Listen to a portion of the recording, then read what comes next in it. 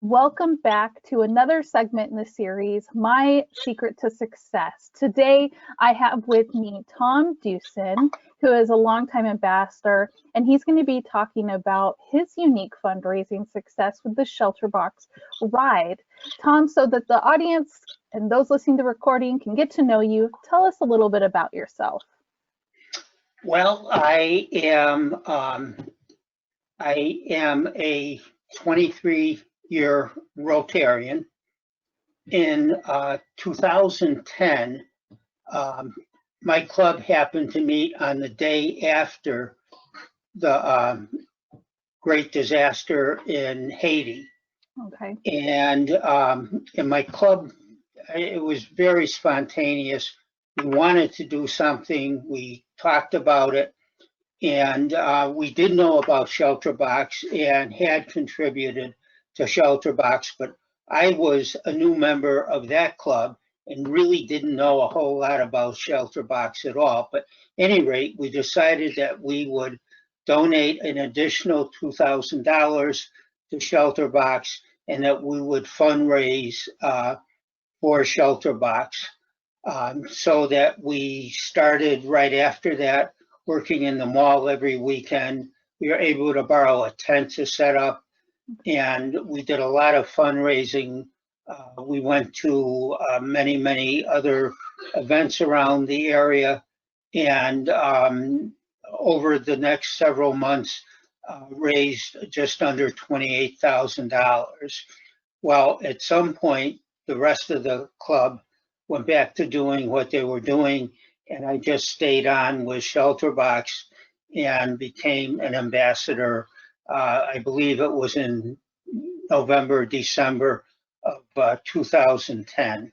So it's been a great journey, and really enjoyed it, and hopefully done some good over the years. You absolutely have. We're so glad that you made that decision to continue supporting this organization and spreading awareness for the work that we do. So if you officially became an ambassador in December of 2010, when did the idea for the ShelterBox Ride come about? Well, right after that, actually, because I had just taken up bicycle riding.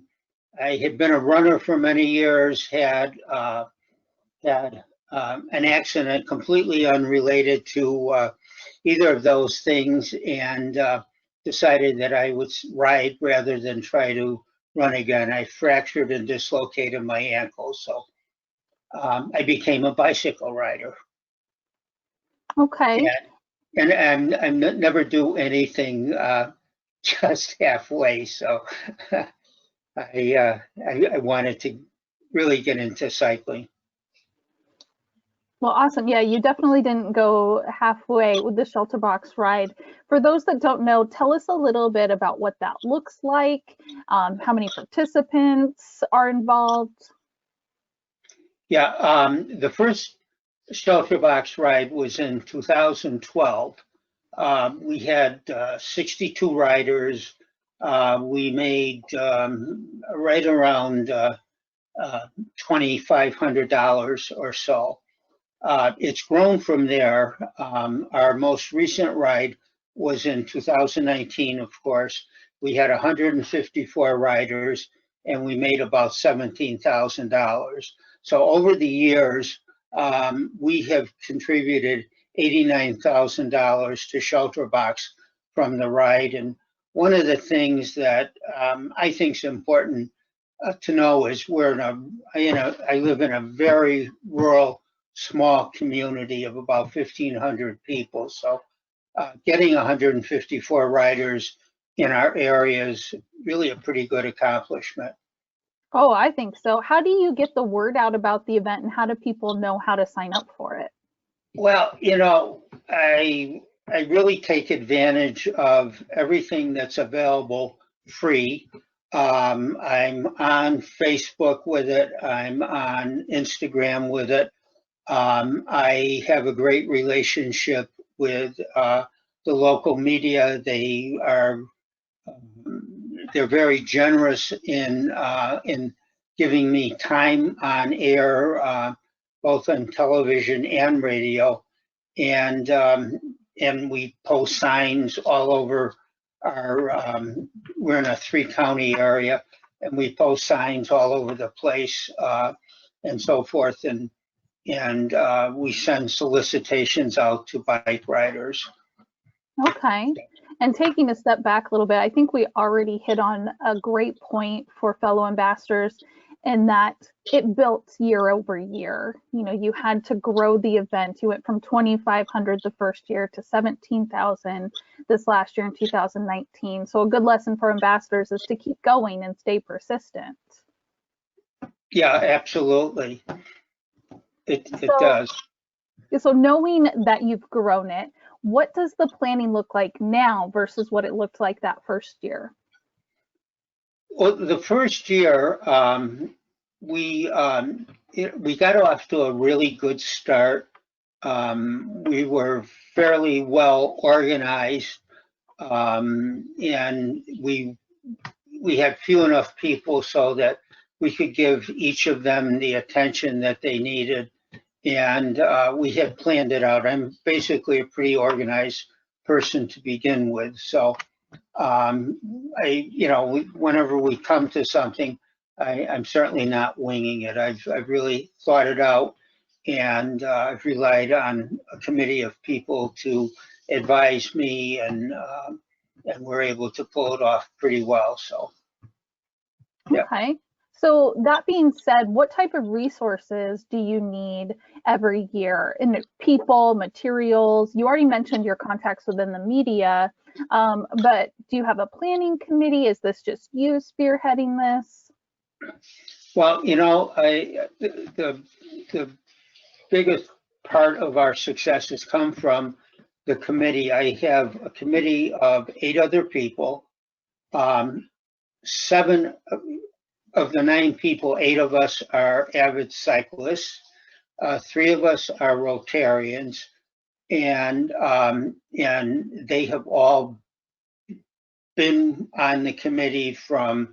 I have a couple that have been there from the beginning, but most of the people on the committee have been there for 5 or 6 years. And although they don't, they are all very avid cyclists and very supportive of ShelterBox. Okay, awesome. I like that committee, and as somebody who's worked in event fundraising in the past myself, I know that a committee is essential for that support. Delegation, people having specific roles and expertise to help along the way. What do you attribute to your success all of these years? Well, that 89,000. Well, our philosophy has been, if we take care of the riders really well, everything else will come. Sponsorships will come. Ridership will continue to grow, and and both have taken place. This is a kind of event that's very weather driven. So some years it hasn't been as good as others because of weather conditions and so forth. But in general, it has grown, and we have a good base number of riders that do it year after year after year. I love that philosophy. And Tom, something I love about your story in general is that you took something you were passionate about, cycling, and you turned it into a fundraiser. And I think that's also a good lesson for ambassadors, is that you don't have to go too far out of your comfort zone. If you're passionate about something, you have a hobby, it's very easy to turn that into something to support ShelterBox. Mm-hmm. Yeah, absolutely. All right. Well, do you have any other tips, suggestions, or things you'd like to share with this fundraising team? We have a mission statement, and it's simply this, that we take rider safety and rider satisfaction as our #1 priority. We provide an event that focuses very positively on ShelterBox, on Rotary, and on the community that we live in. Our volunteers, we need, you mentioned volunteers. We on Ride Day probably have about 25 volunteers. And there again, it's been the same people over the years. We have people that ask to volunteer because they think it's a neat event and so forth. So I have a philosophy: the harder you work, the luckier it gets. And in this case, it has fallen into place. In addition to volunteers, we need sponsors. Of the money we raised last year, almost $10,000 came from sponsors. These are businesses in our area, and some individuals, but mostly businesses. And in addition to that, we raised another amount of items of about $2,000 value that we randomly draw writers' names so that they get gift certificates for restaurants, hotels, and other things in our area. Oh, I love that. I'm so glad that you added that. And with the sponsorship, so knowing, and most events tend to have a sponsorship component, what do you write up for that sponsorship? Is there paperwork involved? Are there meetings that are taking place for that ask? How do you go about acquiring those sponsorships? Well, you know something, I have a write-up that explains the sponsorships, and we have we write it up as 4 levels of sponsorship: $1,000, $500, $250, and $100. But you know, and so that goes out with forms. I work on that from November until May. The ride usually takes place the first weekend of June. So I send out in November, I send out these sponsorships, and then I start calling the people on a regular basis and reminding them that it's time to get their money in and so forth. So it takes some work on my part, but it certainly pays off. Yeah, I know some planning committees have like a sponsorship chair, for example, who that's like their job, focusing in on those sponsorship asks. Now, are most of your sponsors, are they community businesses like mom and pop shops? Do you actually have any luck with more corporate organizations or corporate groups? Yeah, we had last year at the $1,000 level, we had 5 sponsors.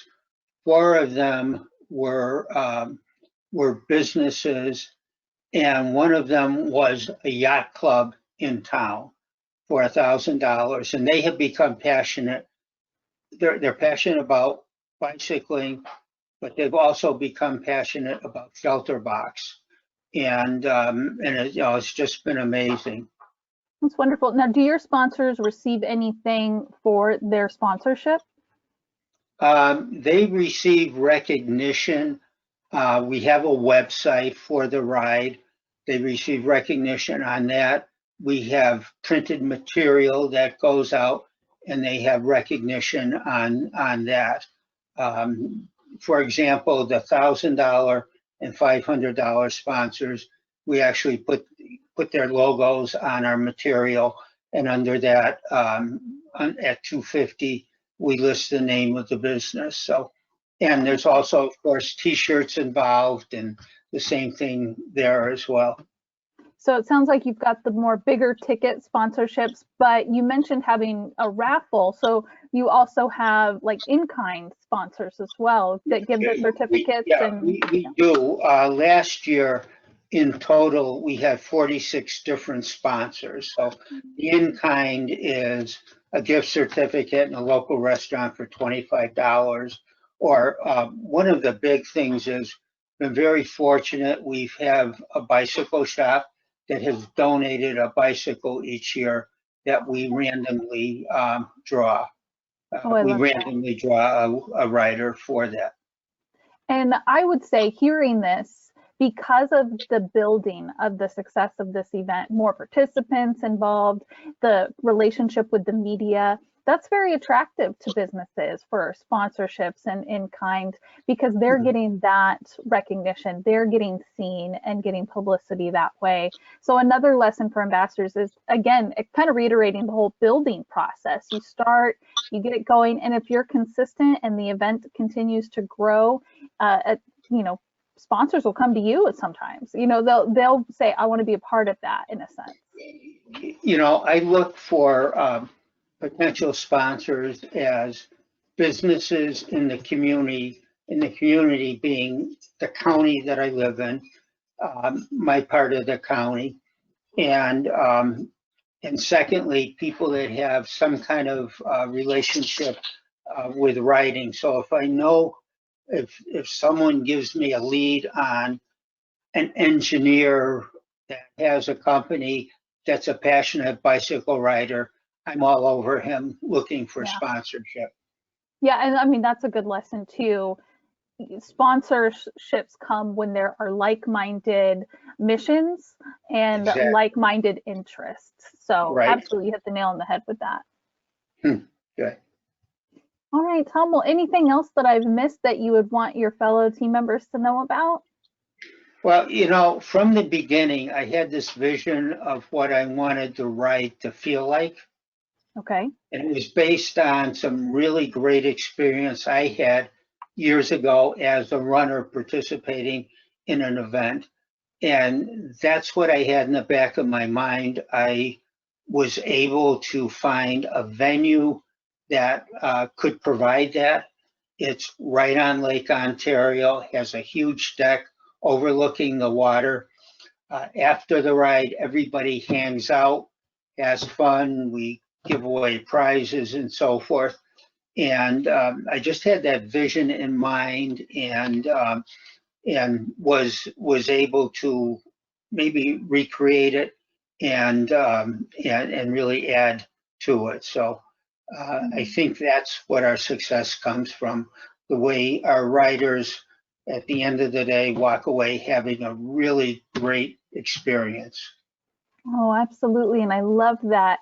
Now, I'm curious, you mentioned, you know, the path that folks take, the ride itself.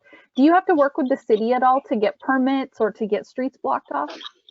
Um, I actually early on went to our town board.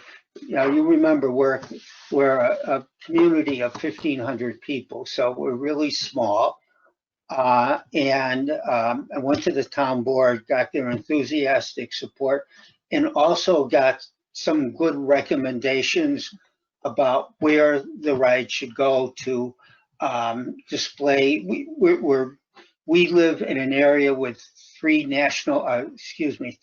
state parks in our area, and their suggestion was to take riders into the state parks, which I did, which we do, and that was positive for the state parks.